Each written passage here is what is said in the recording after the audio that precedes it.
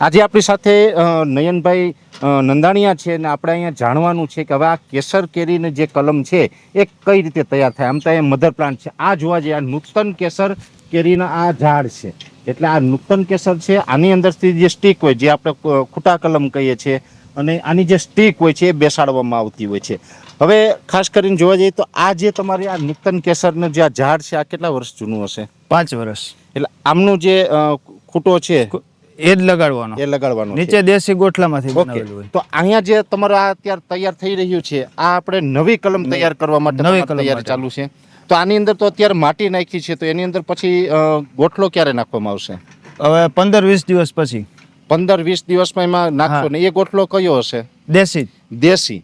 અને દેશી ગોઠલો એમાં નાખ્યા પછી તમે આનું જે એમાં ખૂટો બેહાડશો. હા.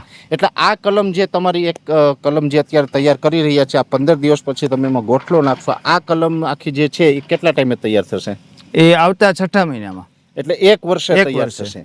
અને એ પછી કોઈ પણ ટ્રાન્સપ્લાન્ટ છે એ બીજા ખેતરમાં ખેડૂત છે આપણે નાખી શકાય. ખાસ કરીને એક બીજી માહિતી એ પણ જોઈએ છે કે ઘણી વખત મેં સાંભળ્યું છે કે ખેડૂતોને આવું વાવેતર કરવું હોય તો આની અંદર કોઈ સબસિડી કે એવી વ્યવસ્થા છે અથવા તો છે તો પછી તમે અહીંથી વેચો એમાં ખેડૂતને લાભ મળી શકે? હા, આપણે નર્સરી છે, NHB માન્ય નર્સરી છે. અહીંથી અમે બિલ આપીએ એટલે ખેડૂતને લાભ મળી શકે સીધો જ એના એકાઉન્ટમાં. ઓકે, એટલે NHB માન્ય તમારી નર્સરી છે એટલે ખૂબ સારી વાત છે. એના માટેની જે પ્રોસેસ હોય છે ખેડૂતે જાતે કરી લેવાની. હા, ઓનલાઈન તમારું બિલ છે એમાં વેલિડ ગણાશે એટલે એમાં સબસિડી છે પણ સરકારના ધારા ધોરણ મુજબની મળી શકે છે. ને ખાસ કરીને આ જે કલમ છે એ તમારી ત્યાંથી લઈને કોઈ ખેડૂત પોતાના ખેતરમાં વાવે છે તો 1 વર્ષની તો તમે કરીને આપો છો. આપીએ તો 1 વર્ષની કલમ એના ખેતરમાં વાવશે એ પછી કેટલા ટાઈમ પછી એને ઉત્પાદન મળશે? 4 વર્ષે. ટોટલ 4 વર્ષે. 3 વર્ષ જવા દો અને ચોથા વર્ષે ઉત્પાદન મળે. કદાચ એ પહેલા પણ આમ તો મોર 3 વર્ષે પણ આવી જાય.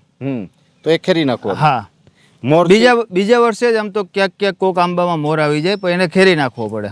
પછી ચોથા વર્ષેથી આવી જાય. ઓકે. અને આ જે તમારી કલમ છે એ અંદાજે તમે વર્ષે કેટલી કલમ તૈયાર કરતા હશે? 2 લાખ ઉપર હોય. 2 લાખ ઉપર કલમ તૈયાર કરો છો. અને આ જે તમારી કલમ જે અહીંની છે આમ તો આ ગીર વિસ્તાર છે અને આંબાનું ઘર કહેવાય છે. આ તાલાળા વિસ્તાર હોય, માળિયા આટીના હોય, ગીર ગઢડા હોય, કોડીનાર છે. તો આની અંદર તો આ કલમ થાય છે તો ગુજરાતના કોઈ પણ ખૂણે જશે તો બધા જ માં આ કલમ અનુકૂળ છે?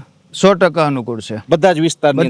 ગુજરાતમાં ઉત્તર ગુજરાત હોય, કચ્છ હોય, સૌરાષ્ટ્ર હોય, દક્ષિણ ગુજરાત હોય, બધી જ જગ્યાએ આ અનુકૂળ છે.